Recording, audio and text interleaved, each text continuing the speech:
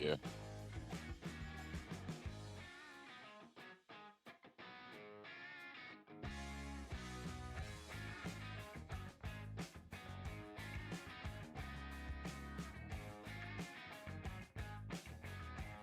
It already got posted new content.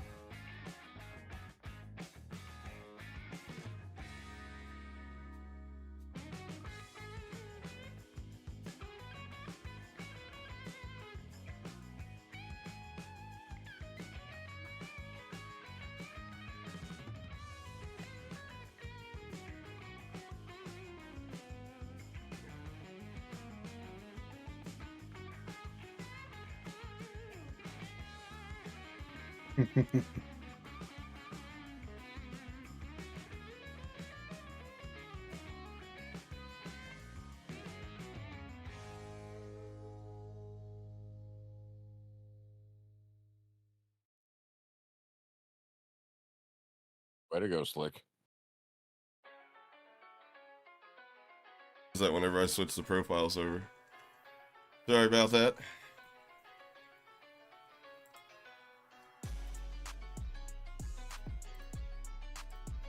Alrighty. Fucking dummy. Yeah, what do you want me to do? Live, SC. What's up, brother? How you doing, man? Nice to see you. What's up, SE? Branch, you play Tarkov Arena. How is that arena? So I heard a lot of people are digging that, but I heard that you can't have the Edge of Darkness yet. Like they get it last. I don't understand why that would be the case. But if that's the case, I can't play with you ever on that. Where's the tinfoil hat?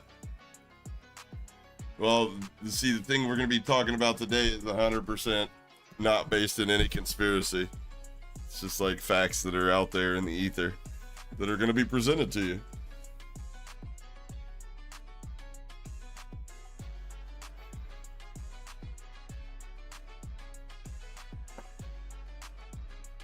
He's got kicked out for 17 games and 5 spectators. It's just so trash. So 100%. We've done the research. We had a cheat provider that manufactured cheats for just a small group of people come on and literally rage hack super slide, 200 and 300 meter slides at a time, rage hacking, trying to get reported. It took 4 or 5 hours, I believe, before they finally got shadow banned. Invited them back on a week later. They did another 4 to 5 hours on the same exact account that had gotten shadow banned because it went through the quote unquote review and came out clean on the other side, which just goes to prove it's 100% report based and absolutely no reviews taking place at all. It feels like a timeout for those of us that have dunked on too many noobs and haven't spent enough money. It's kind of what it feels like. Exactly what it is. What's up, bird dog? Easy night at work. Let's go. Yeah. Jackie, what's up, buddy? All right, I guess we can get started here. You guys welcome Trid and Chuck Fly. Whoops. I almost did a TOS fucking Ferrari and slip. I've just taken a bunch of NyQuil. You guys leave me alone. Leave Papa alone. Chuck Fraggin. Yo. Fraggin with an R, not an L. Anyways. Glad to be here. And if you guys don't know, Chuck's a YouTuber as well as Trid is also a YouTuber. How long have you been doing YouTube, Trid? I'd say my first video was about 6 years ago, but I just do it for fun. Okay. I don't really stay consistent. I just make my own videos. Have you always been in the space that you're in now, or is that just the one-off? Pretty much video? always in the sniping scene. Okay, in the sniping scene. Yeah. I got you. Montages and stuff. Yeah. Well, I'll be honest with you. The video where you did a deep dive on the patents, like I've done videos in the patent, but I've never gotten so involved in the patents. Like this man literally read the patents, 837 pages front to back. Yeah. I didn't realize how much down the rabbit hole I was gonna go. I just wanted to really talk about the bots at first. It's a very deep rabbit hole. Right. Well, what got you interested in talking about the bots? Just like all the other videos and shit going around. Yeah, did you watch my full 30-minute video? Yeah, I was Oh, I was pleasantly surprised, but surprised nonetheless that you got all of the information with all the different patents and all the different things that are going on behind the scenes in the name of equality, if you will, that condensed down into less than 35 minutes. It was insane, and it actually makes sense, Right. That could have been a full-length feature film. Through that. Yeah, right.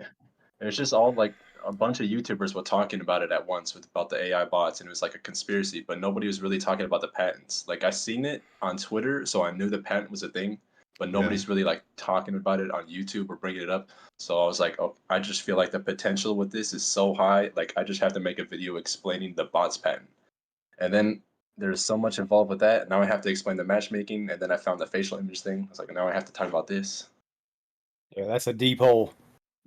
Very deep hole. And I mean, the fact that these documents legally have to be, publicly available to us and stuff like that, but then there's still people out there that think that they've spent, upwards of hundreds of millions of dollars, to register these patents and, with attorneys to, write the language to these patents to protect these technologies, that they're not using them. They're most definitely using them if they spent that kind of money on. And if it's not in now, it will be in the future. Yep. Absolutely. I mean, I personally think over the last, when it comes to the manipulation of, the gameplay in the name of fairness or whatever it be, engagement-based, optimized matchmaking, I believe it's been going on for, like you guys had said before we went live, quite some time. It's just become apparent within the last, 3 to 4 years, their titles, since they've slowly been ratcheting it up. It's almost like they're pushing the envelope to see what they can get away with. I mean, it feels like every title that, the aim assist is a little bit stronger, and the the 1-to-1, you're playing just a little bit closer to the exact carbon copy of a guy against you. In fact, I don't even play against people that have different play styles than mine anymore. It feels like I don't play against, like, people that hold down hold angles with snipers hard scoping anymore. So I don't play like that. There's just no variety. Yeah, there's no variety. Exactly. That's perfect. There's no variety. It's boring, stale. Right. Yeah. And it's hard to explain to people too, when you've played as much Call of Duty as we have, you can see it, you can feel it, you can sense it. Like, they're doing something to your game, and like you know it. Like, it's happening. And people just, I had a guy call me crazy on my last comment that I was talking to you guys before we got on live. It's just, it's there. I mean, that patent, those 800 some odd pages, that they don't exist for no reason. You know what I'm saying? Like, yeah, you're not going to spend money on something that you're not going to use. Yeah, it's just getting better. I mean, it's kind of like AI today. It's becoming more and more self-aware. Like, you don't think that it's unreal. Yeah, technology is becoming more self-aware, while the people are becoming less self-aware. Yeah, it's like, little did we know the movie Idiocracy was just a prequel. Yeah, but Polly Doom brings up a good point. They said they use them, that's why they won't address it directly. Absolutely, Polly, I believe that wholeheartedly. I think we all do, and I think the issue goes back to, the casual everyday player that just gets home from work and wants, like I used to when I first started consuming Call of Duty.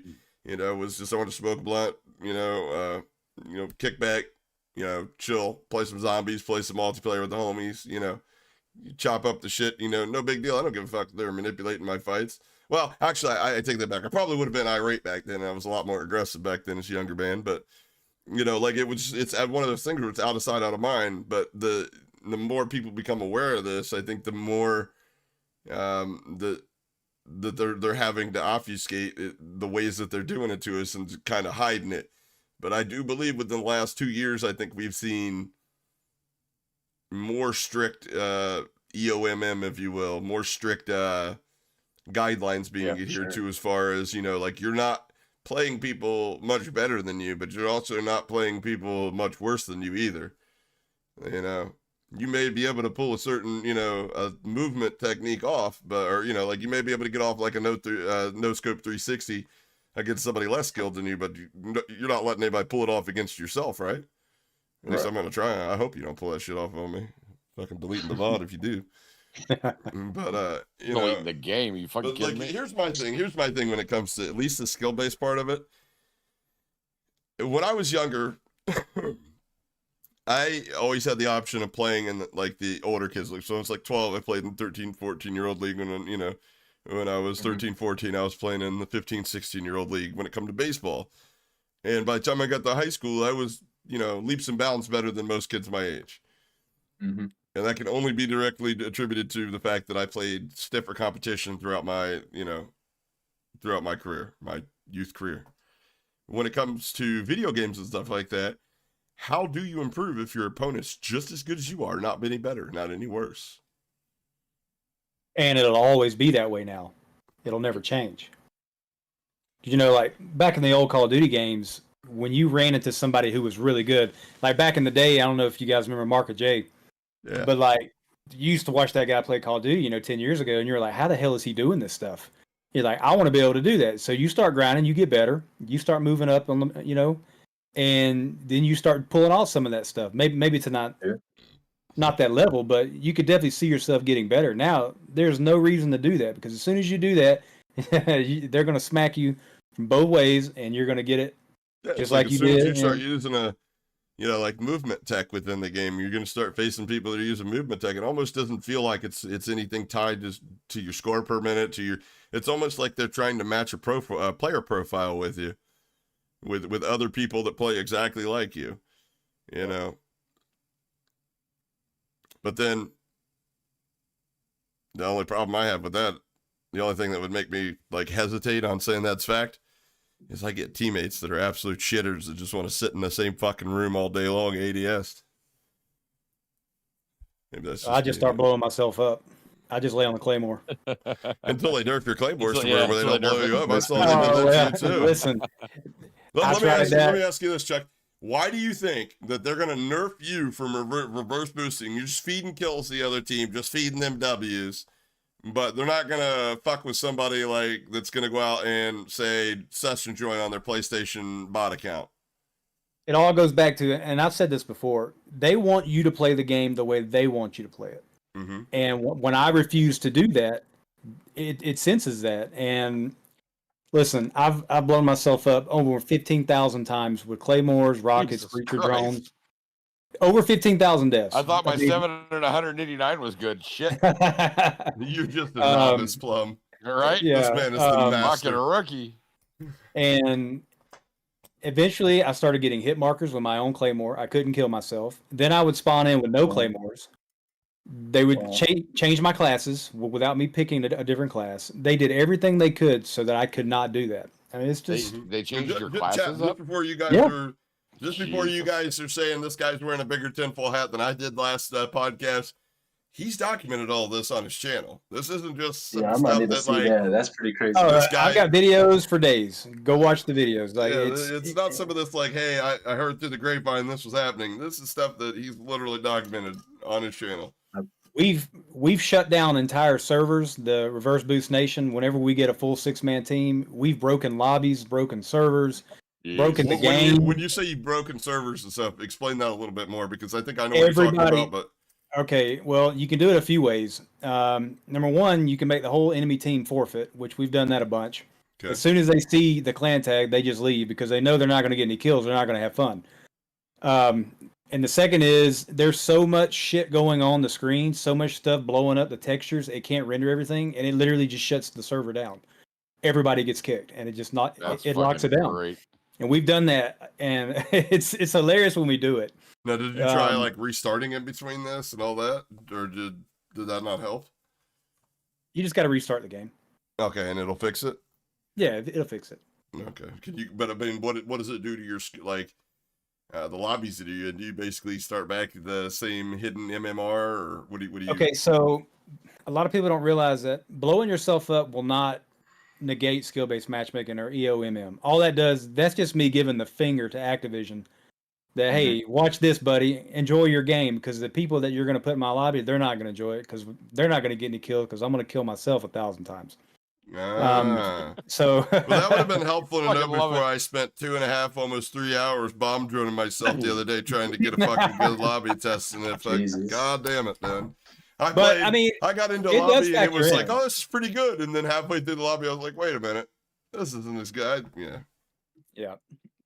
But the best way to get the type of lobbies that a lot of these people, like Swag and all these guys, and they put their thumbnails where they're all surprised and shit. They're like, "Oh wow, I dropped 200 kills." You got a session join a bot account. It's the only way. That is the only way, and I've tested everything. I mean, there may be other ways that I haven't found yet, but the easiest way to get the lobbies that you want, I can get on my. I have a guy named Boost Juice. He's a really good friend of mine, and Boost Juice, he only plays on the Xbox, but he sucks ass. So I can join Boost Juice, and how many nukes you want? Like, you can drop nukes all night. You know what I'm saying? Yeah. Or I can just blow myself up. So in the beta for this game, do you guys remember they had the mosh pit game mode, and you weren't allowed to choose your game modes? Yeah. You can vote for your map, but you couldn't even choose the game mode. Yeah. And I made a video, like a review on the game, like right after the beta, and I remember saying, like, I wonder if I'm sure it's just like a stupid beta thing that just didn't let us choose game modes for some reason, like probably an accident. Yeah. I was like, what if they're doing this so that it's harder to reverse boost? Because I think reverse boosting works like specifically for each game mode. Like if you reverse boost in TDM, you'd only have good TDM lobbies, but if you have search, you would still have sweaty search lobbies. Yeah. So I think like maybe they did that so it's harder to reverse boost, but you can still buy a 2-box just as easily. Yep. That's what they want. Yeah, right? and again, at the end of the day, that's them. They're not going to stop themselves from. That's how they've made record sales. That's very true. Makes Like, sense. you can buy the It's game; so it costs normalized now. $80, but it's $160, and enjoy the motherfucker. I mean, that definitely makes sense. Like I've said, at the end of the day, these are not dumb business people we're dealing with.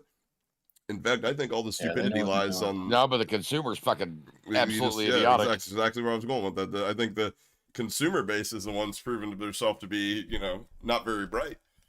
Because we're out there spending $35 mandatory on, on a battle pass every, 2 to 3 months. And when, we're all guilty of buying a $35 Nicki Minaj, wet ass pussy fucking Hey, don't stand say out we. like I didn't buy it, but I'm just saying. Well, you see, like it was gifted to him. It was gifted. I've heard people say over and over that if you go buy these bundles, it'll unlock these great lobbies for you. So 2 days ago, I actually did it. I bought a bundle, and I averaged 7 KD over 3 to 5 games. Mm-hmm. So I mean, it works. Right back to the bullshit. Oh yeah, today. So you're paying $5 a match, basically. Yeah. But I can confirm that if you buy a bundle, you will have fun for a little while. That's worth it to you. So there's no real way to reverse boost consistently, or it's just a short-lived thing for the amount of trouble you got to go through. I mean, the easiest way is just to, if you got time to kill, watch a football game, hold the other controller with one hand, and just walk around aimlessly and just die about as many times as possible. Just don't even shoot your gun. So reverse boosting has to involve the other team killing you. It can't just be self unalives. That is the best way, yes. Gotcha. Unless you have the session, the second account, the bot account or whatever. Yep. Gotcha. Well, right. But if you want to piss some people off, get a full 6-man team and go blow yourself up. Microtransaction engine 128.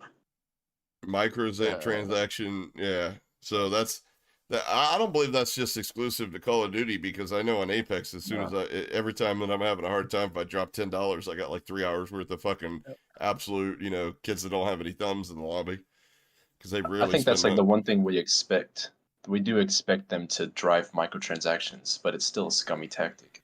Oh, it yeah. is. Really scummy. I mean, personally, there's not much about the microtransaction or, the store, if you will, the content they're putting out that I really am like, oh, wow, that's amazing, but I mean, honestly, I think, people already accuse them of copy and pasting everything. If I were them, I'd go all retro on everything. I'd be like, here's a bacon wrapped skin. Remember that shit for the gun? Here's a weed leaf gun. Here's a weed leaf skin, $20 for all your guns or whatever, I'd probably buy that shit. I'm not into buying skins because I can't fucking see them. Yep. I might buy skins if somebody shows me that it's OP and it's harder for the other person to see me, like the Groot skin. Then I'll buy it.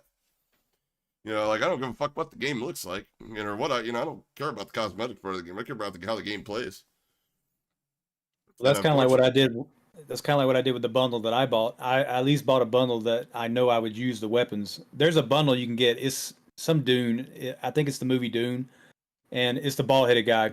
Yeah. You can get a Wasp 9, which is probably the best SMG in the game right now, and a Polmiat LMG. You get both of those weapons. So those are two of the most meta weapons in the game right now. I was like, well, at least spend my money. At least get something I can use. I mean, I don't know. Again, I don't look at the store as much as I used to, but I do know during Warzone 1, there was legitimate, actual pay to wins. Like they had a blueprint for the Mac 10 that was proven by I forget which YouTuber that it literally had more damage. It literally had like more damage and higher damage range and better stats if you equip this blueprint, which was only purchasable through a bundle. Yep. You know, and they were like, "Oh, oops, sorry guys, we'll nerf that." And I'm like, "Let me ask you a question. If we had money to go through and buy every bundle and test them, you think that was an anomaly, or you think that might have been happening more so and people just haven't picked up on it yet?" You know, at the end of the day, like I said, they're not above doing a couple, screwing us over for a couple bucks. Yep. You know, but again, I come on aggressive when it comes towards Activision like that, but again, we're letting it happen. And I know people who just quit playing if you don't like it, just quit playing the game, Hopper. That's not the answer. It's not the answer at all. No, because it's an uphill battle. Because most people don't even know about it. Again, yeah, and You most can't people really- don't even know that's going on. You can't really blame those people either because they're just buying the game just because it's like the most relevant. I mean, that's why I got into COD in the first place. I was actually a Christmas noob on Black Ops 2. I just wanted the game because it was new. Yeah, I didn't know it was going to be the You were best one of those game ever. kids that I shit on back in the day. I was, Alright. Yeah, I was on an old, Yeah. I was on an old PC playing Halo, and still on Halo Custom Edition, and fucking, you know, that was my intro to online gaming. And then my roommate was like, "Yo, man, you got to get on this new fucking, Call of Duty." And I'm like, "Call of Duty?" I was like, "What?" He's like, "Nah, man, it's like real time. It's like real life war shit." And I'm like, "Real life war shit? All right." And I never looked I'm back. in. Yeah. I was into Halo before COD, but I got shit on when I first started getting into COD. Eventually, I can feel myself getting better, and that's what got me hooked on the game. Yep. Not anymore. No, not anymore. You remember back in the day, like you'd run across somebody better than you, and Add them to your friends list. yeah, like what I I mean, did. you one Well, of you two talk things. shit for a few minutes, then you end up. Yeah. Yeah, you allow yourself to be humble. This younger generation can't be humbled. Eventually, at the end of the day, they'll just end up calling you a cheater. Well, you're obviously cheating. And myself over the last few years, I've had to relegate myself to the school of thought of is if the devs aren't banning for it, then it can't be considered cheating because at the end of the day, who determines what cheating is, and it's the devs of the game, the people that actually hold the ban hammer. I used to think DS4 was cheating, and I'll be honest, I didn't understand what DS4. I fully didn't understand what DS4 did for a player. Now I do. Now I don't really think it's cheating. I mean, it has the potential to give you an advantage, but What about DS4 gives you an advantage? I don't know much about it. So maybe I need to do an episode about this, but so when you buy a controller, and it can be in a super expensive custom controller, they all come with a certain amount of like anti-dead zone. So you can have everything in the game, on your dead zones at like fucking 0, but you're still having like say 0.08 dead zone, like naturally in the controller. And so when you're playing the game, and I heard the argument on Twitter, like, well, not everybody knows how to exploit rotational aim assist to its fullest extent. That's very true. There's a lot of people, when they spam their left stick left and right. You know what I mean? They go back and forth, strafing. Yeah, but what are you doing when you're crossing that dead zone? You're losing rotational aim assist, even if for a split second. You ever lost aim assist where your shit will shoot up and left to the right and shit like that, or you just fucking completely lose it? That's exactly what's happening. What DS4 can do is you can go in there and turn those anti-dead zones down to 0, which, to the game, basically you're always moving. You're never static, so therefore you're always having rotational aim assist to its fullest extent. Yeah, I guess that makes sense. Then you can do other shit in there. You can go in there and do like silent shot macros if you're not talented enough to, do it naturally, whatever. Again, is it cheating? I mean, I don't know. Just an exploit, I guess. I don't know. Wall hacks, aimbot, things of that nature. That shit's cheating. Yeah. I used to Hey, I kind of looked up. feel like VPNs were cheating too, but then I had to be. Somebody asked me the question, like, "Well, let me ask you this: if I get into your lobby because I'm using a VPN, what did I bring with me that is causing me to be labeled a cheater? My natural skill and talent, which, by the way, back on Black Ops 2, you would have had to deal with if we lived near each other." I'm like, "That's a good point. Yeah. That's a real good Yeah. point." I looked up some of those cheating websites 2 or 3 videos ago, and there was this one I saw. It's 2,300. That they were selling this package for 2,300 American dollars, and Goodness you could gracious, buy Jesus. $2,300, and you could buy that sounds everything in like the a game. scam. You want a 5 KD Warzone account, you want a million death bot account, you want interstellar camo, you want it all. You could I get it can all get for you one of those 2,300. accounts like $10. Bro, I was like, who the I know hell? Yeah. some That's people. what I'm saying. I don't But know if you I know know. about I know a Hop guy that knows a guy. I know a guy that knows a guy that has a cousin. but they had an It interstellar fell only off the back of a package for truck. Hell yeah, Mike. You were just $700. asking about that. Thank you, brother. Damn. $700 for interstellar camo, and they had sold. I want to say it was in the thousands. It was like 3,300 or something like that. Yeah, that could Like have been a fake ass number though, to be honest with you. probably, but just the fact that that shit's out there, it's just like Yeah, I mean, anybody with 30 you bucks could, in their pocket can ruin your gaming experience for over a month straight. 2,300 bucks, man. I can go build one hell of a real rifle. You know what I'm saying? Like, Yeah. it's stupid. I could build a real nice rifle for fucking $2,300. Yeah, not interstellar camo on a Call of Duty game. Something I could actually go out and have fun with.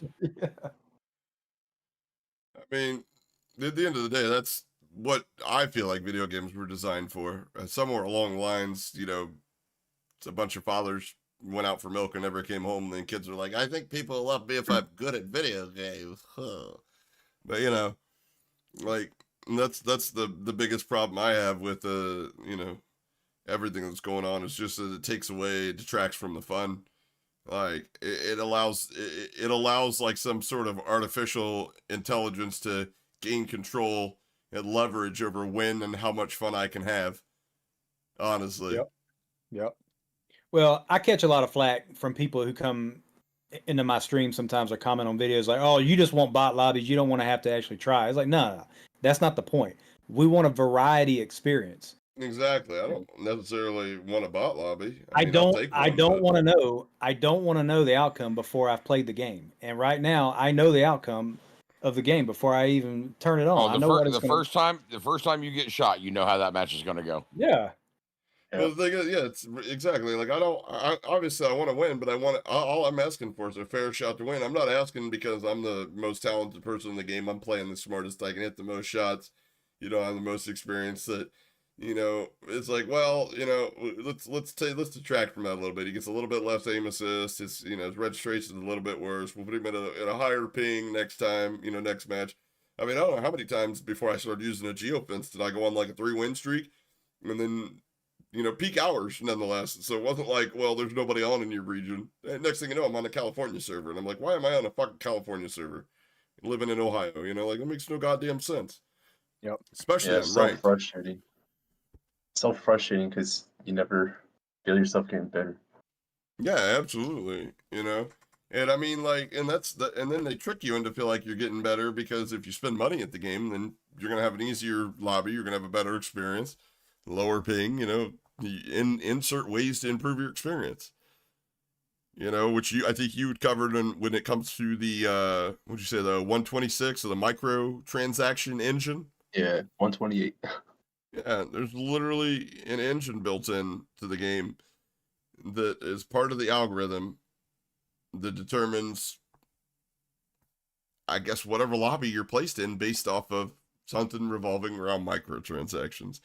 But we're wearing tinfoil hats if we say, spending money and buying shit in the game gets you a better lobby, gets you a better experience. Absolutely. Finger says gaslighting is, that's 100% what it is. It's gaslighting. Yep. Really quick, Mike, if you're sick, brother, don't worry about going out tomorrow. The GPU is not going to be here till the 4th. You got time. I bet.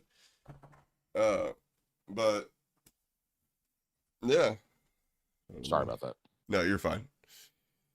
But I mean, let me ask you this: when did you guys start noticing the like what title was it for you, Trid? Did you notice like, hold on a second, there feels like something funny going on in the background?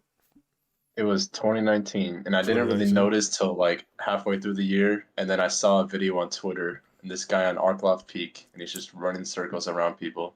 It's like we are not playing the same game, not at all. It's like no Yeah. wonder I see all these banger clips on the timeline.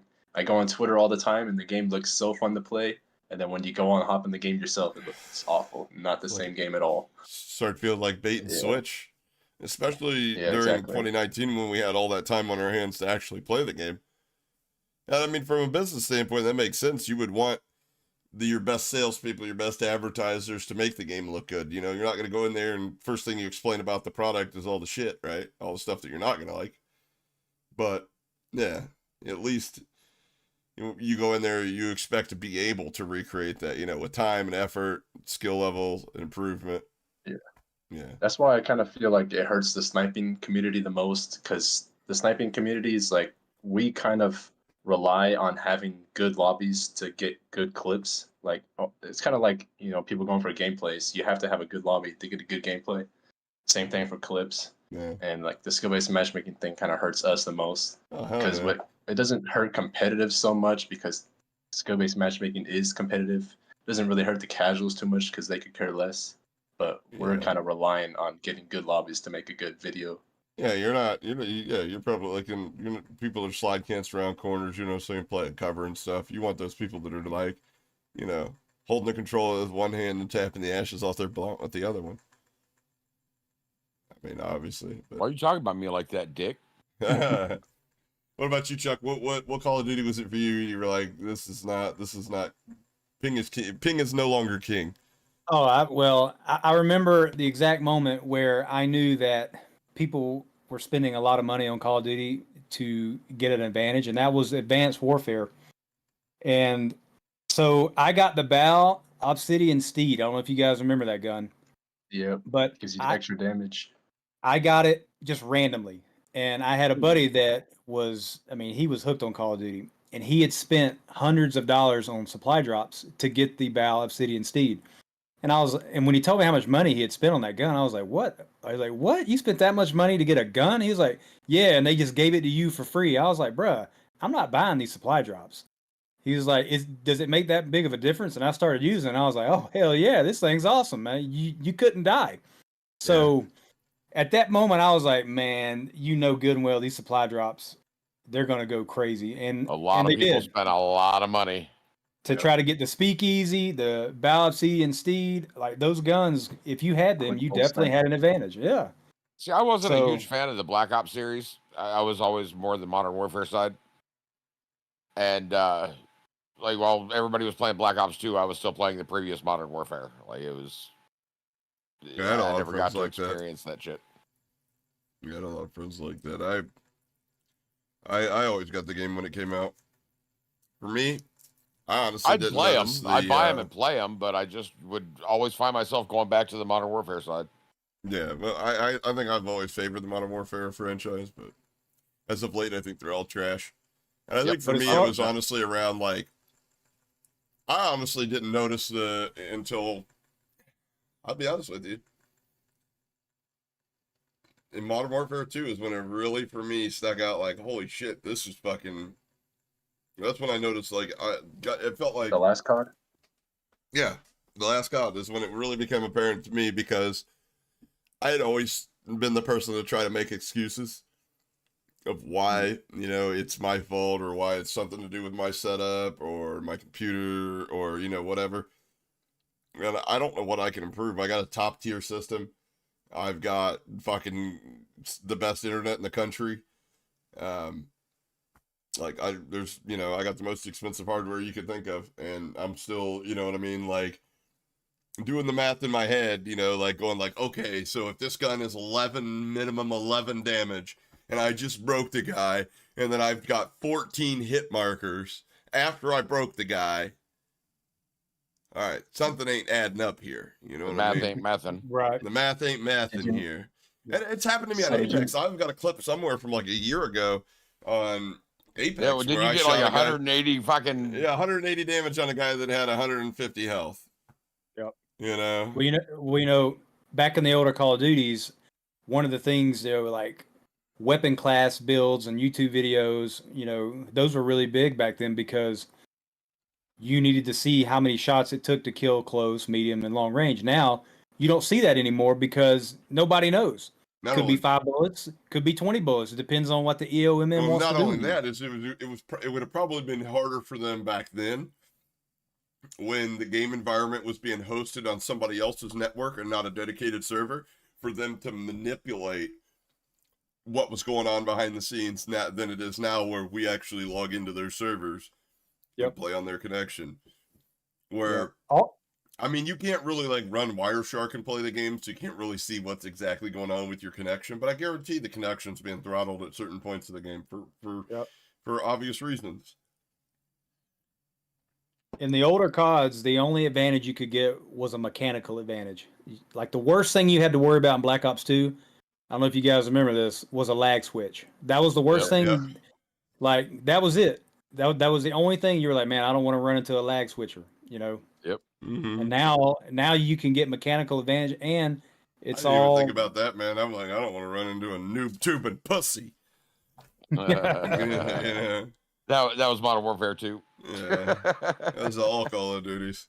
I swear to God, if any of Modern you Warfare 2 motherfuckers fucking noob tube with one-man army, it's over. I'd be like, I swear to God, if any of you motherfuckers are running Martyrdom, I swear to God, I'm going to backtrace your IP and come to your house and fuck your mom tonight. God, the good old days. The shit talking was on a new level back then. Yeah, you couldn't say a tenth of that. You couldn't say a tenth of this stuff today. I don't think you could say a 50th of that stuff today. No, we got AI voice chat shit. I still haven't tested that. I don't know if I'm going to be able to, though. Yeah, I'll let you try that out. I can't count the number of kids that I told I'd be their stepdaddy by the weekend. I'd be afraid to for my account, you know what I mean? Because I'd be afraid they'd clip it and fucking drop that shit on Twitter. You just hear a montage of my voice going, "You little bleep, you bleep, bleep, bleep. Fucking ugly mother bleep." I don't know. But I have heard if you like sit there and you spam the N-word or something like that, or the F-word, it'll literally. Well, that's just like custom emblems. Those will never come back. Oh, yeah, of course. Now, how many times did you come across a guy with like a Nazi swastika or some shit like that, you know? Or a big set of tits on the screen. Yeah. I had Cartman's respect my authority. You would. I think I had a Batman emblem, with like 90% of everybody else too. It's like everybody had a Batman emblem. It's pretty easy to create a Batman emblem. I don't know why I had a Batman emblem. I'll be honest with you, I think Batman's probably one of my least favorite superheroes. Hey, look, Batman is the leader of the Justice League, and he has no superpower.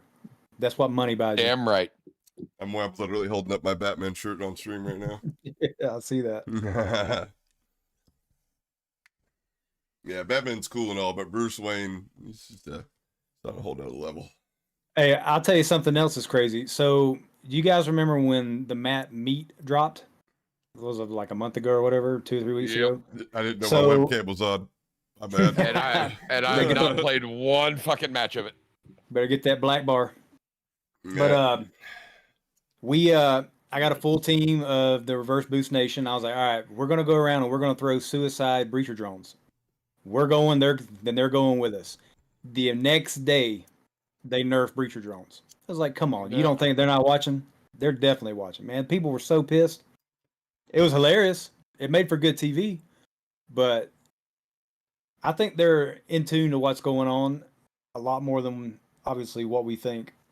They're definitely 100%. Paying attention. They're definitely out there. Demonware's watching, man. I titled that my last video. It's always watching. Yeah, Demonware. 100%. I went and dug into their website and just the stuff that they're into, man, they can change whatever they want about your experience. It's basically Activision. They're the ones that formulated the algorithm for the matchmaking, correct? They're the watchdogs. And you know what? I get a lot of people that come out and they're like, okay, well, Microsoft can fix this. Microsoft bought Activision. They're going to get rid of skill-based matchmatching. Bruh, do you realize what Microsoft's going to do with Demonware once they figure out how good it is? Man, it's going to be in every Microsoft product. It's going to be everywhere. Mildly terrifying. Mm-hmm. That's what I wanted to ask all you guys is, well, who do you think that Activision is really catering towards? Because I don't think this whole system is really bringing in engagement. 100% the shareholders. But like player-wise, how is this system making them money? The name. There's people still spending money. The franchise has been around for 20 plus years. I mean, like it's not going anywhere, unfortunately. With these strict skill-based matchmaking systems, how is that making them money? What do you guys think? There's still a large portion of the player base. You know, I'm talking the PS4 users. You know, the reason that they can't make the game any better because these people don't care that it plays like absolute, 20 frame dog shit. All they care about getting on the mic with the homies, you know what I mean? Kicking back a couple beers, chilling, whatever. That's their COD experience. You know, and until those people can become more aware, which I'm sure if they had the proper awareness to what's really going on, they'd probably be, in the same boat as we are with it. But until that awareness is brought to the vast majority of that part of the player base, it's kind of like, it's not really, hollering into the void, but that's why it is, Yep. I mean, that's why we're still on the same engine. That's why people, are able to code cheats with Chat GPT for fucking Call of Duty. Because we're still catering. Again, it's all about the money. How many people that are, I played the beta on PlayStation 4, and let me tell you, if you're playing this game on PlayStation 4, just stop now, please. God, stop. It's not worth it. I know you're not having fun. And you're the reason that we can't move on to bigger and better things in this franchise. I mean, I just wasn't going to run out by a PlayStation 4, and I didn't even plan on doing the beta until Plum's like, I'm going to play the beta on my new PlayStation 5. And I was like, well, why? I thought we were anti-COD, fuck COD, we're not going to spend any money on. He's like, no, I'm going to play the beta. It's like, all right.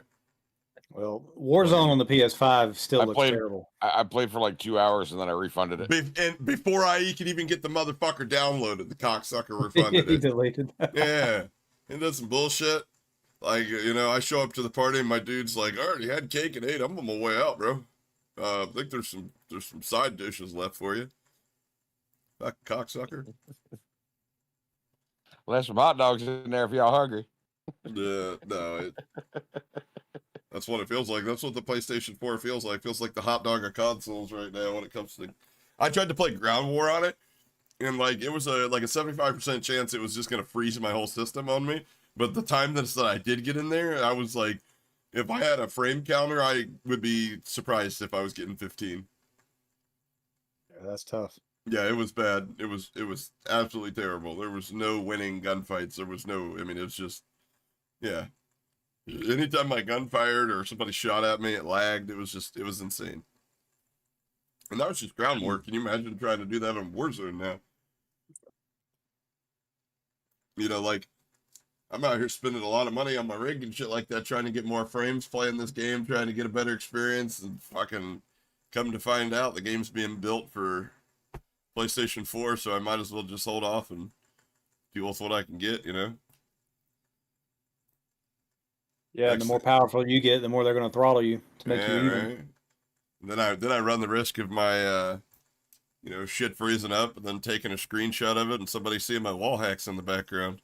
Did you see that? Somebody that was wild. Fucking idiots.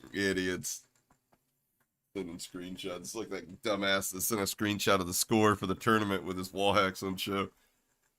It's like this. They're all taking their cue from J Skills. Plums is the best. Have you seen my baseball? spent $6K on a gaming PC, never play on console again. Yeah. I mean, it is an Why advantage. the hell would you spend $6K on a gaming PC? A lot of people, here's the thing, a lot of people don't know or remember that, and you can look this up. Microsoft did a study between 80 something odd players that were on controller, and the other half were on mouse and keyboard. And they did a custom server, custom Call of Duty game, and let them play back and forth, all the different game modes, everything. This was before crossplay, and what they determined were the inputs would never be competitively viable. That's the only thing the test determined, right? I remember reading about that, going, "Wow, that sucks," you know. So, and at the time, I'm thinking like our PlayStation will never be able to play with Xbox players, right? Well, they never said that it wouldn't be, profitable. They just said it wouldn't be competitively viable. What do you think's more important to the folks over there at Activision? Competitive integrity, the viability of the competitive integrity between the inputs, or profits? For sure, Money. Money at the end of the day. Well, it's like how many people do you think are, like, honestly real people are playing Call of Duty right now? Like, if you were to put a whole number to it. Everyone's a bot. Worldwide? 100,000, 200,000? No, maybe? way more than that. You mean like what do we call an active player? Somebody that hops on, like once a day, or like multiple times a week type person. Somebody that gets, like, say, at least 10 hours a month in. Yeah, 10 hours a month. I'd say there's probably around 600 to 750,000 people. That'd be like my rough estimate. Active players on all consoles and platforms. All right, so what about your lobbies? How many people do you think there are worldwide that get pulled into your lobbies? What do you mean? Like, what do you think my player pool is? Yeah. Oh shit, probably like fucking 800, maybe 500. You know what I'm saying? Yeah. See, I mean, it's like, imagine going to a car lot. It's probably like 200 to 300, because there's so many times that I'm running across. There's times where I'll be in the same lobby as the same guy like 3 times in a row, and then on the 4th time he won't be in my lobby, and then somebody will leave, and then he'll come in that lobby. Yeah. Well, like halfway through the match, it's funny that you brought that up, because it goes back to that developer Q&A when they were like, "Oh, well, we're going to address skill-based matchmaking. We're not going to disband lobbies." Yeah, they're going to pick the lobby for you, and then they're going to keep you in that same lobby because those are the people they want you to play every day. Yeah. Stupid. Yeah. I mean, like I said, it goes back to the, wanting them to, playing a carbon copy play style, the same as you. Yeah. I think it becomes more and more punitive the smaller the player base becomes. I really do. I don't understand I'll never understand why this is even a thing when we have a ranked playlist. And, exactly. Like, if it truly is, trying to keep, lesser skilled and higher skilled players separated so we stay on longer, we play more, we have longer game sessions. I don't understand why we have that, in pubs. Because, like you said, the variety is what we're after. If I wanted, to measure my skill over the course of time, I'd go play fucking ranked all day.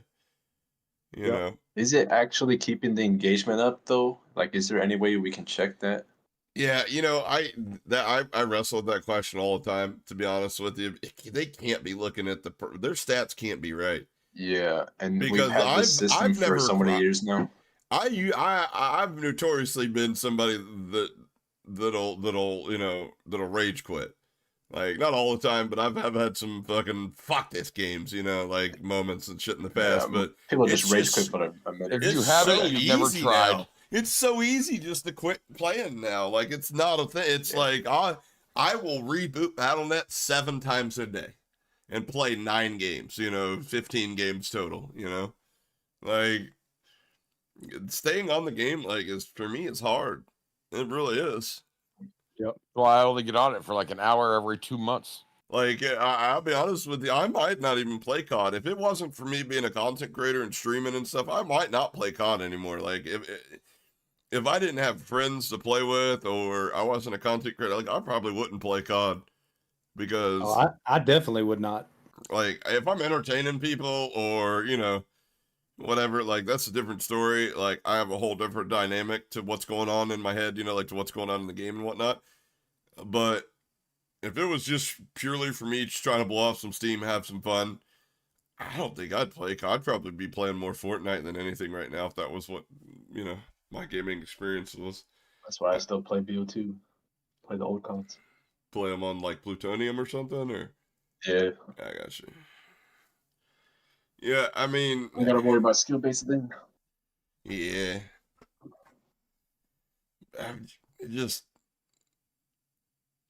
Here's another thing. Maybe this is my tinfoil hat moment of the stream, but I personally think that the shadow ban system is also tied partially to the whole EOMM system. Here's my thing. I think so. There's a user report threshold, right? So each account's got a threshold that the higher thresholds can withstand more people of the on the other, like their opponent's reporting them or whatever before they become shadow banned. And what higher that threshold is the more money you spend, the longer you play, the older your count is, right? Are we on the same page here? Yep. Okay. Yeah, I agree with that. Yeah. Like, but Tracks everything. personally, I think that, when it comes to matchmaking, that all falls in line. It's all part of the same algorithm. Honestly, because let me ask you this. Name somebody who isn't very good at the game, who spent money on this game, who's gotten shadow banned. I can't think of any. I can think of one person. His name's Frank Castle. He's one of my viewers, somebody in the community.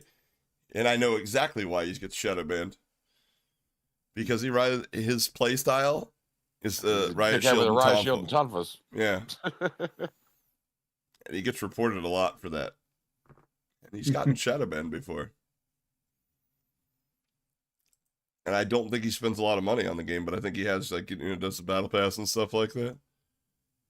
I honestly think if they were to talk about that, I think the reason they don't talk about this is because I think we're right about a lot of this. I think it's just much more. I think we're a little right, but we're just not willing to stick our whole, like we're dipping our toe into it. But there's a lot more than, what we can see from the surface. Quite honestly, I think it'd get really dirty if we actually heard the real truth about what's really going on. And I think that legally is why they don't, that prevents them from saying anything about it. Yeah, they have so much, just so many analytics, all of our data, all of our information. Like I read an article about how these heritage companies like 23andMe or all these places where you can find your ancestry, they'll take your DNA from your family and sell it to pharmaceutical companies for like, I mean, you don't think that there aren't things that Activision has? I mean, look at all the stuff that you have to give Activision. I'm sure we've signed something saying that was totally okay for them to do with your DNA. Kind of goes back to that South Park episode, the human centipede. No, it won't read. Yeah. I'm sorry, I'm not reading the Apple Terms of Service. I don't have fucking that much time. He's like, Butters is like, oh no, here it is. By signing this agreement, you agree to let Apple sew your lips to the butthole of another Apple user. But I mean, yeah, and it's just like Tread found in all the, convoluted language that they used. That this everything that all this tinfoil hat shit people have been alleging exists on. Like they've literally spent money to protect these technologies. Right. Well, Demonware does that too. But, go ahead, Shred. I promise you all of the technology is possible. I just can't say for sure how exactly it's implemented because it's not explained. Well, let me ask you this. Why would they spend the money to protect these technologies if they weren't currently using them and employing them one way or another? Like I get like the whole like what was it, like facial recognition or not like expression and how it could read your pulse and your sweaty hands and things like that. That would be probably like I don't know about that. Like I don't know how they would implement That's that, what I record read. that. Yeah, but they have a patent to protect that technology. Yeah. Like I'm I just can reading see what I read. maybe, like your play style, like I was saying, like, depending on how you play, like these movement players matching them up against a bunch of, other movement players or whatnot. But I mean, like at the end of the day, the writing's on the wall. Like everything, these that were legends, it's there. You just got to convince yourself that, it'd be dumb of them to spend money on something and not use the technology. What are the chances that they're not implementing these things? Yeah, that's a lot of we know there's- lawyering up. Like it just feels illegal, like some kind of invasion of privacy or misleading the customers or something. Problem is, we signed a fucking Yep. Yeah, thing and saying they could actually, do whatever the fuck they wanted Yeah. because I we actually didn't read take the in- time to read it. yeah, I did read like a good chunk of it, and I found in there like something about you not being able to sue them for something. So I wonder, is it possible to sue on other people's behalfs if this all ends up being true? You couldn't sue for your own I mean, protection because you agreed to it. I'll put it to you like this: at the end of the day, it becomes a case of little bank versus big bank. Yeah. There's probably plenty of things that are already known about Activision that if we had unlimited legal funds, we could sue them and win a case against. Well, they've recently lost cases in the certain aspects, the sexual harassment lawsuits and things of that nature. But at the end of the day, you've got to have the capital to go attack them. They've got money for days. People don't understand that. Like I don't understand why they don't just shut engine owning down. And I'm like, because it's twofold. Because engine owning is based out of Germany, and I don't know about Germany, but they could give a fuck less about our concerns about intellectual property rights after we pilfered them for all their fucking scientists after World War II. And second off, like they have the same amount of money as Activision has to play in court, so they it's just it'll just be tied up in lawyers' fees, and the only people that'll win is the lawyers. So they don't even play that game.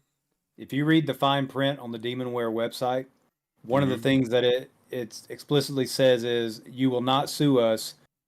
All problems will be handled through arbitration. Yeah, so that's what does it really? You have to go through arbitration. You're not allowed to sue them and you're consenting to that by using their product. So you can get something out of it if you can prove that they're doing something shady and it caused you harm. I guess it would be settled out of court in arbitration, but it is possible. I don't know how I'd prove it caused me harm though. That's what I'm saying. Like if I could sue on another person's behalf, like right, invasion of their privacy. I don't know. You could tell them your favorite YouTuber, It's Hoppa, literally his beautiful brown beard started turning gray, and he's just hideous to watch now because you put him through so much stress, trials, and tribulations with this skill-based matchmaking. Yeah, it really is stressful because it makes you feel guilty for doing well. I can't it's just gonna play how against some you. of these fucking kids without a personality fucking are feeling now. Like all it took on COVID was just to be able to have a high kill game, and you got viewers. You got views all day long. And now all that shit's drying up. I hear there's a lot. Yeah, easy it's gonna be for I was just about to drop $300 on a capture card, and Plum's like, do you know how many failed streamers are still trying to get rid of their fucking capture cards for cheap? And I'm like, oh yeah, forget about those people that are fucking, they got the goddamn personality of wet moss and shit. And it's just like, where you find the cheapest PC parts. Yeah, it's like, yeah. I mean, I can only imagine what those kids are feeling like right now. I just feel bad for anyone who's actually trying to enjoy the game. The game is just so unenjoyable. Yep. I mean, that's why I quit playing it. It's can't like anymore. When in my mind, when I'm streaming the game, I feel like it's B-roll and chat's A-roll, like what's going on with the chat and stuff like that. And I get it. Like, there's times where I ignore chat 5 to 10 minutes straight where I'm like sweating my balls off in the game, but it gives us something to talk about afterwards, And I don't always play Call of Duty, but I'll be honest with you, I notice a significant viewer dip when I decide to switch to a different game, and that's not really anything other than YouTube's algorithm being YouTube's algorithm. You know. So, and if you think skill-based matchmaking in COD is bad, you should go over to Apex. It's got a whole different problem. They use the carry method, so they'll take the highest player in the game and put it with the 2 lowest players in the game. Is there any gun in Apex that can kill somebody with 1 magazine? No. Yeah. Good Lord, man. I can't. It's crazy. You hit every single shot. Yeah, it's called 4-3 linear, and yes, if you play 4-3 linear on a controller, you can 1 mag with like a purple anything. It's just, yeah. I got really good at Apex there for a while. Like I was in, playing Masters level Apex, and I just realized that this game has got the same problem that Call of Duty's got with the cheaters, but it's tenfold when it comes to the rank scene. Apex, for me, like whatever happens in Apex in the cheating scene generally happens to Call of Duty about a year to a year and a half later. It's really funny. Like all the pros in Apex are getting exposed for playing with cheaters and being boosted by cheaters, and I mean some of the biggest names in Apex is just like wow, and like that's coming with the Call of Duty scene. It's just it'll come in about a year, about 12 to 18 months. It's one of those things where I could make a video about it now and just insert the dates later. Yep. Like you got to be out of your fucking mind to tell me where the most financial opportunity lies. There ain't nobody pushing the fucking boundaries of of the rule. I mean, like, come on, man. Well, you also can't tell me. You can't tell me that Activision isn't also making money on these cheating websites. I guarantee you they are. I said that a long fucking time ago. There's a lot of people that have made very, very strong cases. Make the problem, sell the solution. Well, no, not maybe in that regard, but as far as, they did get rid of a lot of people that had a lot of fucking information that an NDA is not going to stop me from selling. Just saying. But at the end of the day, you know what would fix that problem? Completely building the game on a completely new engine. But we've pretty much come to the top. We've hit a fucking ceiling as far as how we can technologically advance this game. Like we can't do anything more to it until we stop making it for PlayStation 4. Yep. From their old gen consoles. Yeah, I don't think Activision knows what to do with Call of Duty anymore. I don't think they expected, I really believe that they thought it was going to be another Guitar Hero where they were going to get maybe 10 years and then it was just going to putter out, but it's not. Like, so they're like, well, what do we do? It's sold to Microsoft now, right? Yeah. Yeah, but I don't think Microsoft's main interest was Call of Duty. In fact, I know its main interest is not Call of Duty. They've actually said what their main interest in buying it was because Microsoft is trying to develop a deeper mobile industry footprint. And they lack a lot of the devs and stuff in the mobile industry. One of the biggest IPs they bought Activision for was the King properties. So their mobile games. Candy Crushes. They weren't really. They're not again. They're still not even worried about those IPs. They're more or less worried about the mobile development teams that they're buying access to. Yep. So, well, Microsoft Call of Duty. Like I don't think anything's gonna. I don't think we're gonna see any new dev studio. I don't think anything's gonna change. Honestly, I think this is gonna be like a property they own. I think it's gonna operate independently, just like it always has. Not even like lobby disbandment, like that's been happening since 2019. The only way anything like that ever changes is if Demon Ware's replaced, if Infinity Ward's replaced, Treyarch's replaced, Sledgehammer's replaced with new dev studios. And even then, we may think that as a positive now, but I mean, it could actually end up as a negative. The game could not, by the time they're done with it, the game could resemble more of a Halo game than Call of Duty, and everybody hates it. I mean, a lot of people probably welcome those changes, to be honest with you, but I'll be honest, I was never a fan of the jump pack era. Me neither. I like BO3. Nope. Nope. Yeah, I couldn't get into it either. Yeah. I was also ass. I'll be honest, my 2 favorite CODs and my top 3 CODs, and I'd probably get shot if I was at an event and I said this. Top 3 in this order.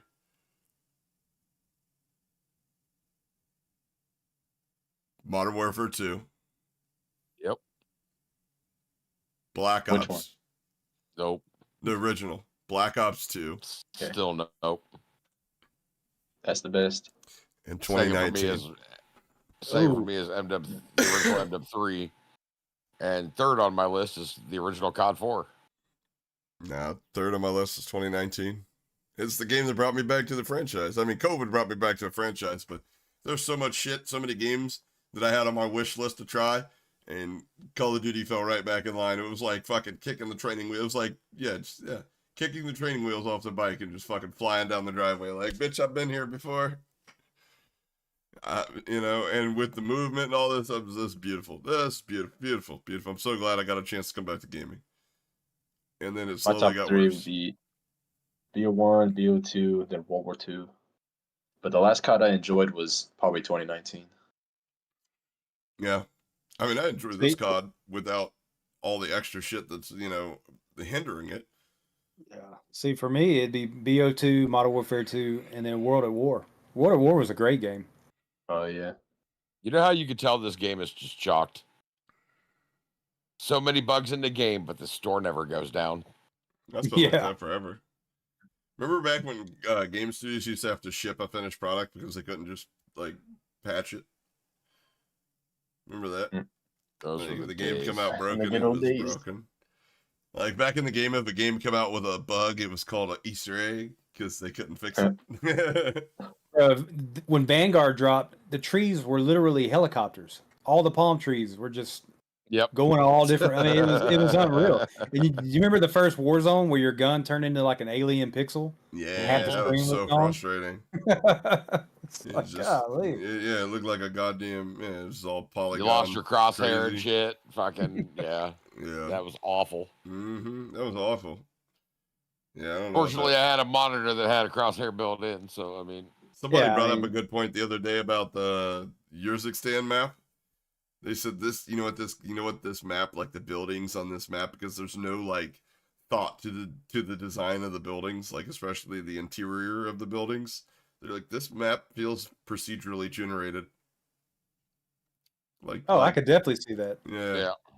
They've got boxes with half of the roofs. The awning covers the top of the box, so you can jump on the box, but you can't get on the roof. But the box is there so you can get on the roof. It makes no sense. They didn't play that.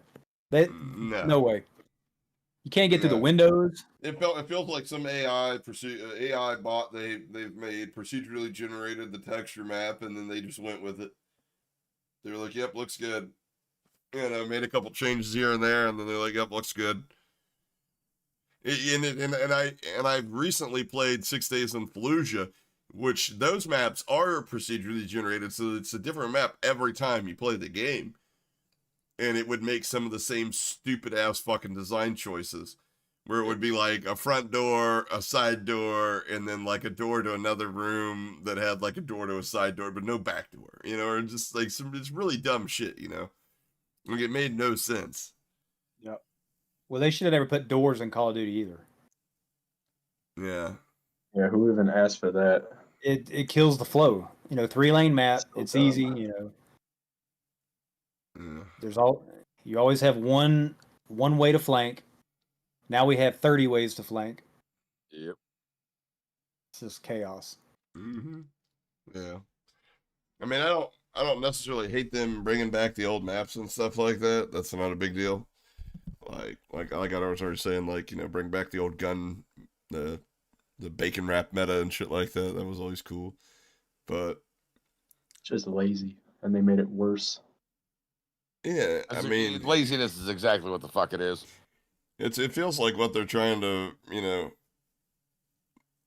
they're trying to do with the matchmaking is just more of a representation of really what's going on in the world today about everybody's, trying to make up for people's deficiencies and stuff like that, and pretend like you give a fuck about them, but at the end of the day, it's just you're just trying to get your fucking hands in their pocketbook.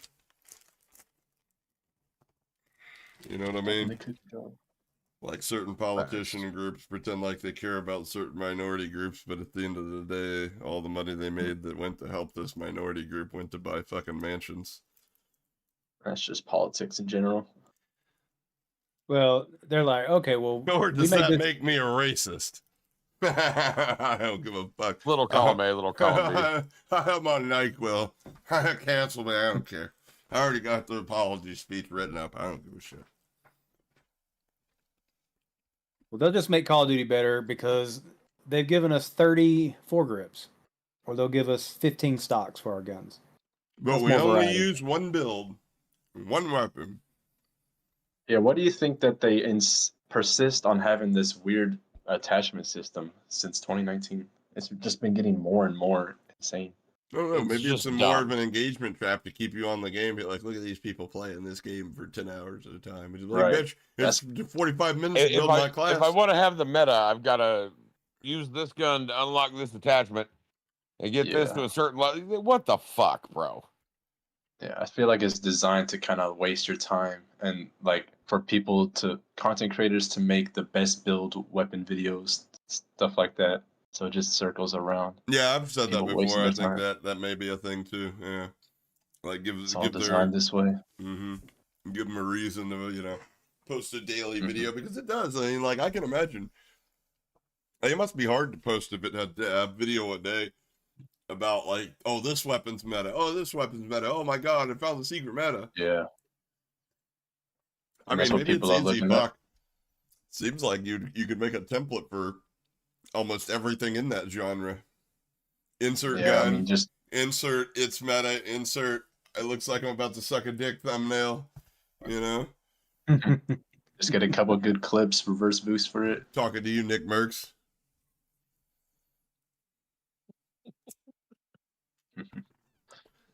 Whatever. Fuck that guy. But yeah, that's kind of where I was going with the lobby to spam it, because I feel like they really persist on having this lobby to spam it to kind of make us waste our time and just scroll through the store and potentially buy something, Yeah, It's all that's money. absolutely that, or the meta for the gun. The meta build for the gun is this, and that, and like, but they have a bundle in the store. But if you buy has all that on it. It's all that on it, or really, really close to that. You know what I mean? And you just got to play with it a couple matches, you unlock the rest. So now you could spend your, 4 hours today, the only time this week you got the game, on unlocking this weapon, but you run the risk of us nerfing it by next week. So what do? That's right, you fucking simp. Yeah. You go buy some goddamn COD points, and you skip right to the front of the line. Mm-hmm. No Of shit, course but they're gonna 24/7 for you. Of course, least they they're took always that going to stupid put the fucking- best gun in the battle Go ahead. pass. Every new weapon in the battle pass is all of a sudden the best weapon. You got to find a new meta for it. Yeah. Like I said, Warzone 1, the Keep on fucking buying your gallantry, the blueprint for the Mac 10, extra, it literally did more damage. And they were like, oops, that wasn't our intention. And it's like, sure the fuck it wasn't. I'm sure that's the Oops. only instance, and I'm sure this is just an anomaly. I'm sure that this doesn't exist anywhere else on any other gun blueprint. I'm just glad they took out that weapon tuning bullshit. Yeah, same here. But I mean, we need to get rid of Oh, the they took it out? 57,000 attachments that don't fucking do. They all do virtually the same goddamn thing. Take the best one that does this, the best one that does that. Put them in the goddamn game. You can go buy the 8-bit Doom shotgun bundle, because that's going to play well, right? 120 hertz on a PlayStation, but you're running an 8-bit gun. That's not going to break camera angles. Probably not. Oh, dude, it's unreal. I picked one up, and you can't die with it because it wants me to go buy it. Yeah. That's the COD effect. Yeah. Maybe that's what I should do. Fuck my loadout. I'll just drop my guns for the guns that look like mine. But then again, I'm playing the VPN lobby. I'm playing the VPN lobby. Some of them motherfuckers be building some of the dumbest guns ever. Like I've smoked a lot of weed, but I've never smoked enough weed to think like a bipod with a heavy stock, with a 10-round magazine mod, with a fucking sniper scope on an SMG would work or some shit. Like these motherfuckers are just building stuff. They're using, I swear to God, they're random generating fucking loadouts. I pick up some of the dumbest shit. 4 times BLK scope on a fucking Mac 10. I'm like, on an Uzi. I'm like, what? That's what we need to do. We need to ask Chat GPT, what's the best Call of Duty class? And then... Hey, listen, that's Jesus a content idea. Sure. We can see what Grok says real quick. Yeah. Let's ask Grok. I'm asking him right now. But I had a teammate, and he had that motherfucking shit. I picked this gun up, and I was fucking trashing. He was like, "That's actually my gun." And I'm like, "This one with the silver-ass camo?" And he's like, "Yeah." This motherfucker got a 4x scope on a fucking SMG. And I'm like, "Why?" And he was like, I bet you were fine with it, though. He said, "No, I was not." Like, he said because he said it helps him aim better. He said he can't see what he's shooting with just a red dot. And I'm like, red dot? I don't run sights on my SMGs at all, because if you need a sight to see what you're hitting, the shot's too far for the SMG. Grok answered me. What'd Grok say? Yeah, that's that. Yeah, Paperboy, exactly. Like a well, that might have been they didn't play the game very much, because that holotherm was totally acceptable in October on an ISO 45. That might just mean they'd only play like once a month. They haven't turned that shit off since the Halloween. Well, what'd Grok say? The first paragraph is about I scourged the internet for the wisdom of the ancients, blah, blah, blah. And it says, behold the Holger 5.56. It tells you the muzzle to use, the barrel to use, the underbarrel to use, ammunition to use, and rear grip to use. I don't think so. There you have it, fellas. Subscribe. Yeah, the Holger 5.56. I don't know about that. Ask Rock what the best Call of Duty Warzone, or what the best cheat is for Call of Duty Warzone. Ask him where to get the best cheats for Call of Duty Warzone. Ask him where to get them. Where can I get the best cheats for Call of Duty Warzone? See what it tells you. I'll give you Demonware's address. Now they'll probably give some bullshit like we don't have the Activision store. Yeah. Well, for that you got to put your pronouns in your bio, and then you got to virtue signal a bunch on Twitter, and then maybe you'll be invited to a COD event, and then only then do you get your account on the whitelist. I send G Fuel a message every day telling them to make reverse boost juice. Reverse boost juice? Yeah, I mean, we got enough sweat juice out there. Just take a sip and chill, man. Yeah. I don't know. I'm thinking outside the box when it comes to my next sponsorship opportunities. Like I don't even think they're going to be gaming opportunities. I think they're going to be like fucking just because like I have an older demographic. That most people watch my videos and my channel are older. They're late 20s at the youngest, you know. So like I'm going to start advertising for Viagra's and shit, like, you know, not Viagra in general, but like, you know, because, you know, but I'm like the generic Viagra's, like the Spanish Fly Viagra companies, you know. Yeah, I'm going that route. What? I mean, you're telling me that if I had a fucking Viagra sponsorship, you wouldn't fucking use my code? I just sent you the Grok response for Warzone cheats in your Twitter DMs. In my Twitter DMs. Yeah.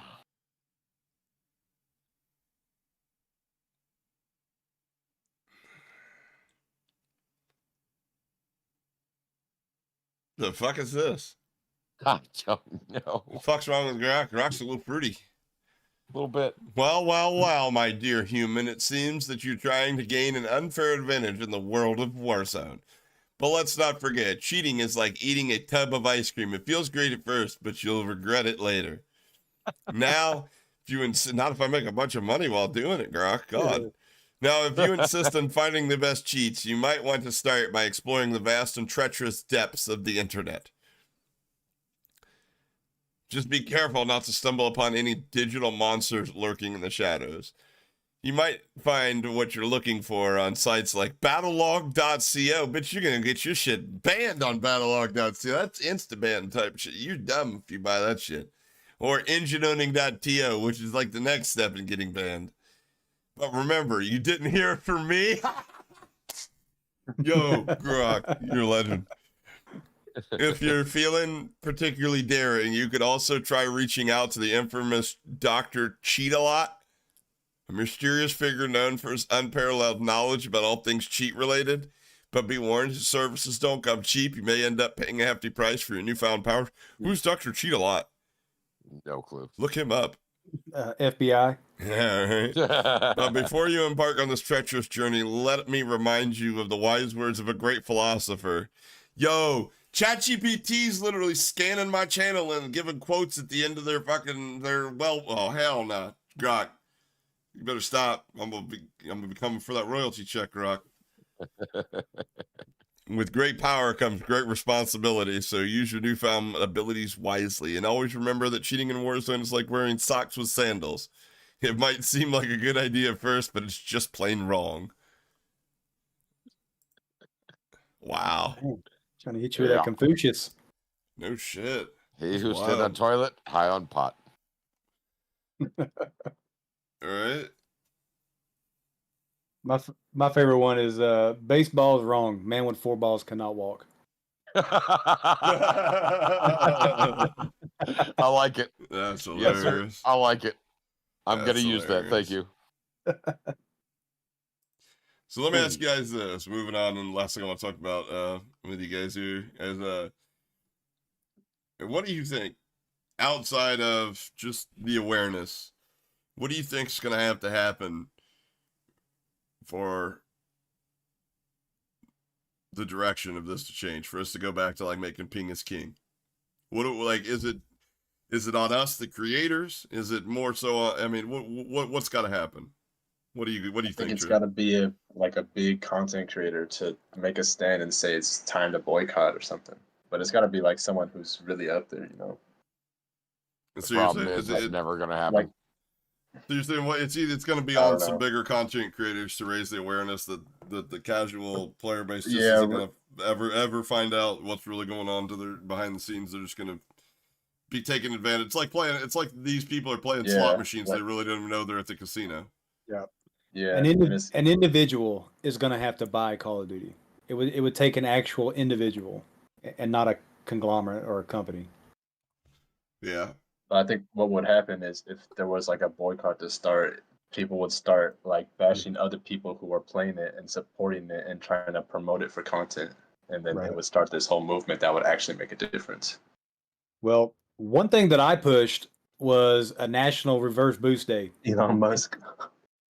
Everybody just gets in. Could you imagine every lobby that you get into, there's a 6-man team just blowing themselves up, and then you go to the next lobby and they're blowing themselves up, and they're going, just so on and so on. Casuals like, why is this happening? I know that'll break servers. I mean, if you just did that one whole day, I mean, imagine nobody would play the game. They would just turn it off. Yeah. I mean, well, again, in theory, that sounds good, but that's already been tried before, and it didn't work at all. I mean, people are going to buy this one. Yep. I don't think anyone's really tried to like actually boycott it. People are just against it. Well, I know there was a day off of COD. They did that last year, and just not many creators, and myself included. I didn't take a day off COD. I was like, "Fuck you guys." At the end of the day, like if the bigger streamers aren't going to do it, don't ask us mid-tier streamers to do that shit. I tried to boycott after the Nick Merckx thing. I was like, at the end of the day, the big streamers aren't going to do that shit. The motherfuckers, they're making a lot more money than I am. I mean, they got a lot larger platform than I do. I personally think the just the little things that we can do is just like, as far as leveling the playing field, I VPN, But then again comes the problem is I run the risk of getting shadow banned. Not on my main, but on my alt maybe if I wanted to, But at the end of the day, the awareness is going to have to get through the casual player base that they are being taken advantage of, and the only way to stop that is to quit spending money. The game's the same whether you spend money or not. I mean, it's not. Truly, it's not. But you could still, if you're not that worried about it, don't spend the money. Your game's, from your perspective, not going to change as much as it would for somebody like me or you. Because I'll be honest with you, I know a lot of people, from very highly skilled people to very not highly skilled people, and it's much more punitive for people that are highly skilled. And one thing that it's doing that I really hate, because I'm a creator that likes to play with my viewers, and it's really hard for me to play with viewers of a different skill cal. Like if they're better than me, which there are viewers that watch me that are better than me, it really sucks playing their lobbies. I feel like I'm just sweating my balls off. I can't fucking pay attention to my chat. I can't interact with, what's going on in chat. Otherwise I'm just going to fucking spend the whole time spectating. And then the same problem with, with people that aren't as skilled as me when I go to play with them from chat.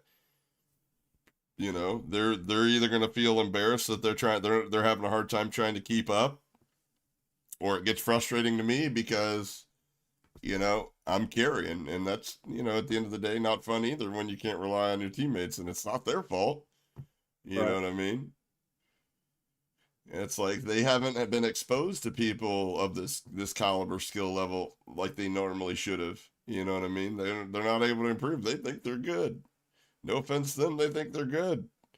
And then they come in my lobbies, and if I'm not running the VPN, for sure they come in my lobbies, they're going to be like, holy fuck, Hoppa, dude. This is bullshit. That's it's like I don't think I've ever joined a lobby in that game that wasn't sweaty as fuck. Like, whether I play solos with Hoppa or whoever, every lobby I jump into is sweaty as fuck. Chucky in chat just brought up a good point. That needs to happen. We need to get a hacker group like Anonymous to just fucking hack the back end and translate it into layman's terms, and then give it to James O'Keefe and have him do a big ass expose on it and bring attention to everybody. That would work.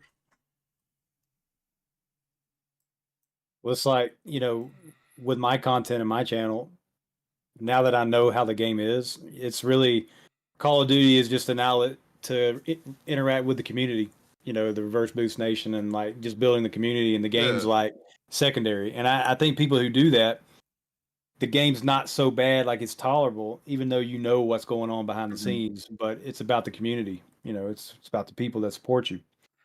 So, and if anything, like, just come watch me suffer, so you don't have to. Just take my word for it. Look, you can watch me get shit on for 3 hours every night because the game's doing this stuff, but I'm not making it up. Like, it's like a timestamp catalog of all the stuff that's happened to me playing Call of Duty, and it's all there. Yep. Yeah. Well, you got anything coming up in the near future, Trid? Are you going to keep making videos, or are you just what's the plans, man? What's the plans for Trid's channel in the future? I have a couple ideas lined up, but I'm not in a rush to make them or anything. But I was thinking of just like making a video about my experience with skill-based matchmaking, and to talk about how I got into COD back, being a Christmas noob in BO2. Got trashed on back then and was fine with it. Got better at the game, made me addicted to it.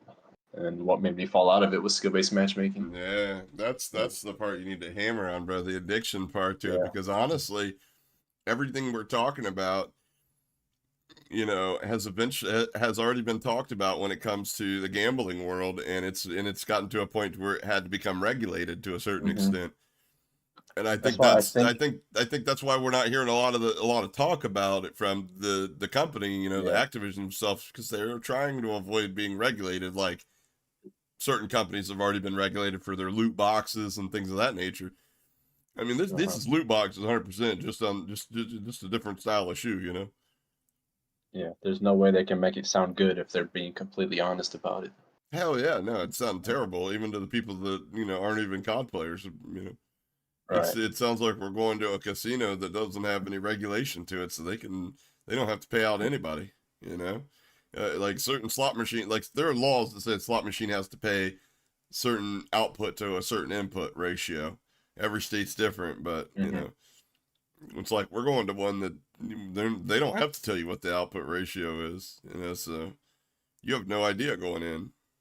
But yeah, I would definitely love to see more videos. I'd love to see you do. I thoroughly enjoyed your deep dive on, the patents, and a lot of those I'd already like dove into myself, but it was great to see that I wasn't the only one, that was wearing a tinfoil hat, so to speak. Like I believed in the shit too. I was like, that's crazy. Like I put it together too, as far as like even the patents when it comes to You know, like they don't like they can literally change what you see in your kill cam. That's within their, you know, like in the patents. They have a patent protecting changing, you know, what you see in your kill cam.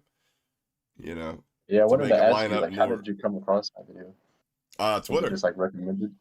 Oh, you're on Twitter. Twitter? Yeah, Nice. Twitter. I honestly I can't remember who it was. Somebody shared it. I think it may have been Caps?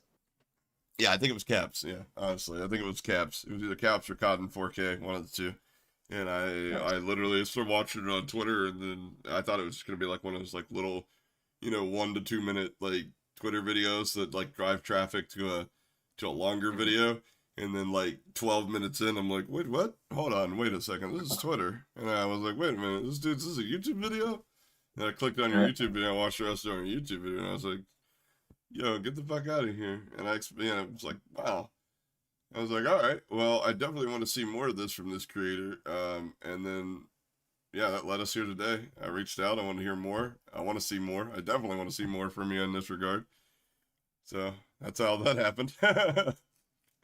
So, like, when you were watching the video, like, how much of it did you already know, and like, how much are you If I had to thinking put a like, there's percentage no on way it, I'd that's in the say, game?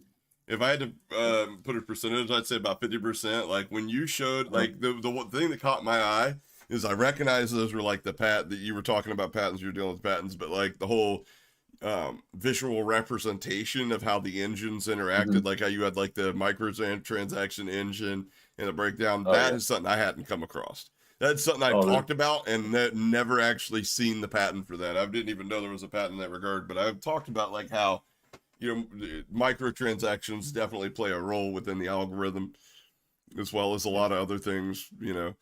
But it was really nice to see somebody actually do a deep dive on it and break it down into layman's terms so you don't have to be a fucking scholarly fellow to understand the language. Because honestly, you know, I catch myself rereading the same fucking sentence 4 and 5 times when I'm reading through those patents, trying to understand what the language actually means. So. Yeah, my original recording was like 2 hours long, but I had like I bet it was, man. Yeah, Holy. all those tabs up there, and then Wow. the bottom right of my video, you can see it's like 4 a.m. by the time I'm finishing it. Yeah, no, And I had to like that's cut it what I down said. to Like, 30 I can't minutes. believe this dude literally covered point A to point B the whole way through and put it in 35 minutes. There's no way. There's like just a good week of research. I was just like obsessed with it, just reading them every day. Yeah. And then I finally made that video together. But yeah, I'm so glad it's doing well, because it was kind of made me sad to make a video like that. This is like the current state of gaming. It's like this is the reason COD went to shit. But I'll be honest with I'm you. so That's glad kind of how I got my start in YouTube when it comes to making content like I make now. Yeah, but it was revolving around the cheating and stuff of that nature, and how I wanted to bring awareness to it. I think there's the whole subset of YouTubers like Call of Shame that fucking ruined it. I don't think we're ever going to be able to do anything about it now. But this is a whole nother portion of Call of Duty that needs to be addressed, that is detracting from us at the end of the day. Enjoying the game like it was designed to be enjoyed. You know, like we're supposed to be having fun while we're playing this game. So I definitely want to. I definitely enjoy and ally with anybody that is trying to bring fun back to Call of Duty. I feel like we need to make Trump-like hats. Make Call of Duty great again, 2024. Get the member berries. back on plutonium. You remember when Call of Duty lobbies didn't disband? Remember? Yeah. Remember when you could call somebody a racial slur on Call of Duty and not get canceled? Remember? No, I'm just playing. Crazy. I remember. I remember. So Grandpa Hacks dropped a video 20 minutes ago spectating swag. Oh boy, I bet that's enjoyable. I gotta get to watching that then. Fuck. Yeah. What about you, Chuck? What is in the near future for Reverse Boost Nation and Chuck Fraggin? Oh, we're just gonna have fun, and that's the main thing. You know, you can't take it too serious, even though sometimes I still do, because I still see what's going on. And the more I learn about this, the more I show my community. And first of all, the RBN, man, best gaming community in my opinion. I mean, it's not just because it's my gaming community, but well, your opinion's wrong. The best community you have to have is the Alpha Squad, but we'll agree to disagree. It's all right. It's all right. well, that's actually good that we both say that. Yeah, there you go. So it's just focused on the community, helping people out, breaking as many lobbies as I can, and just getting more awareness out. You know, I make content on all sorts of things, but Call of Duty is still it's still a good franchise, and it still has limitless potential. But the problem is, some things just everybody has got to start to just get knowledge on this stuff. You know that, why is there an 800-page algorithm? Like it's there. I'm not like a flat earther out here being like the Earth's flat. And they're like, no, it's not. You're crazy. It's just like, nah, man. Actually, it's there's there. some actual good scientific evidence that the right. No, I'm just kidding. I was about to say. Imagine though, you'd be like, "What? Oh shit! I got to do better research on people before I accept an invite to their podcast." Fucking weirdo. Fuck, dude. Nah. Well, that's like those people that get in my lobby and they're like, "Man, you must suck." I was like, "Bruh, you see the title of my channel, right? Reverse Boost Nation. Ain't nobody around here taking themselves serious." Yeah, my mom feeds me regardless if I drop 20 bombs or not. Like I'm not worried about it. Like Activision's gonna give me a gold Claymore emblem one day because I'm gonna lay on 1,000,000 Claymores. So you know what I'm saying? Yeah. If you ever need more people to come in and kill themselves in a lobby, let me know.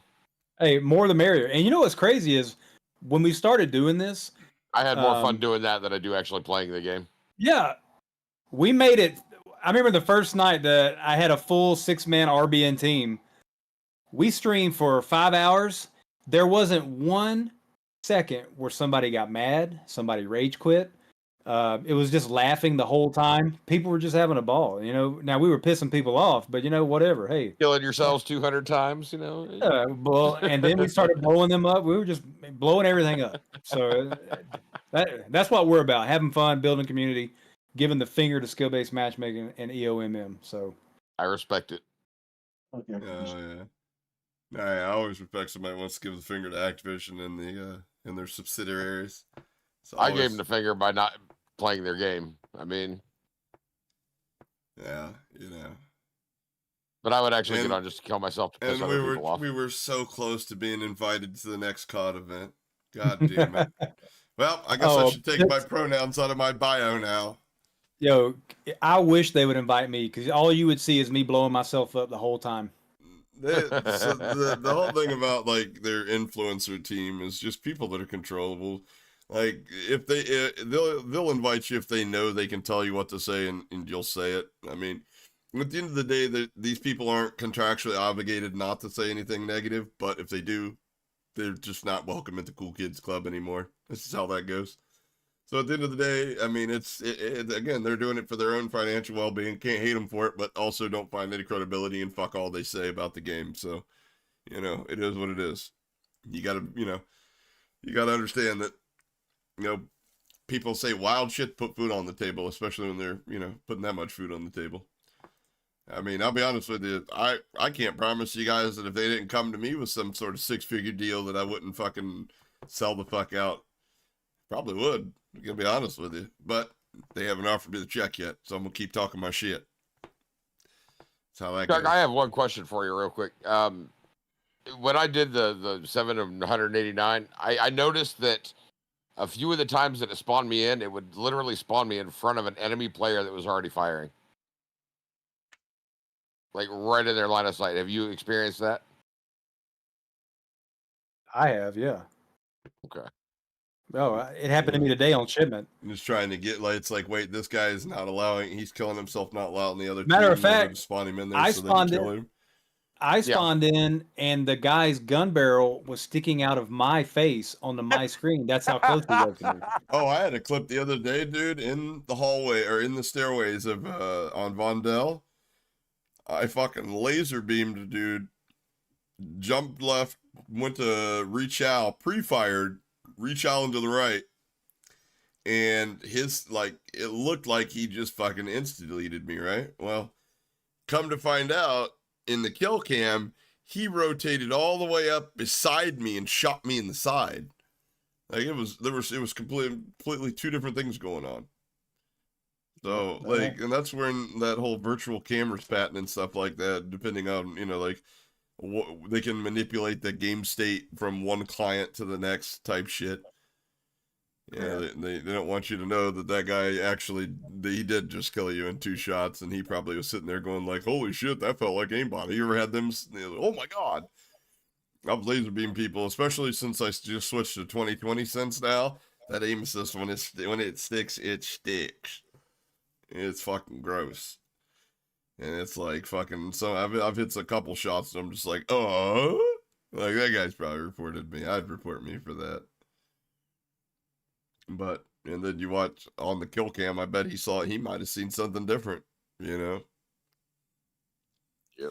Mm-hmm. Anyways, all back to the patents and how we're just, if you spend any money on this game, you know, you might as well just bend over and take it up the tailpipe because you're making things worse. But anyways, I appreciate you guys. Appreciate that I can't talk. Appreciate you, Chuck. Appreciate you, Tread. Thank you for bearing with me today, guys. I've got a fever. I can literally feel it. I'm getting chicken skin over here. But thanks for having me. Yeah, no problem, guys. I'm glad. I wish I could have made it longer, but I honestly got to get the fuck off here. I'm either going to have to take more medicine, which may get me canceled. I may say something wild, or fucking I got to go like get a shower or something. I don't know. Hopefully I'll be well soon. When I am well, I'll go back to regular live streams, guys. I do have a video that is recorded. If I feel like I'm able to look at the computer screen for an extended amount of time, I'll try to edit that before I go live and have that video out. Other than that, I'll catch you guys all in the next one. Thanks for everybody coming out.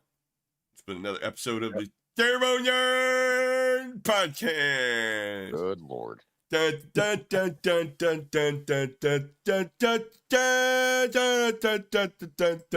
Okay. All right, I'm done.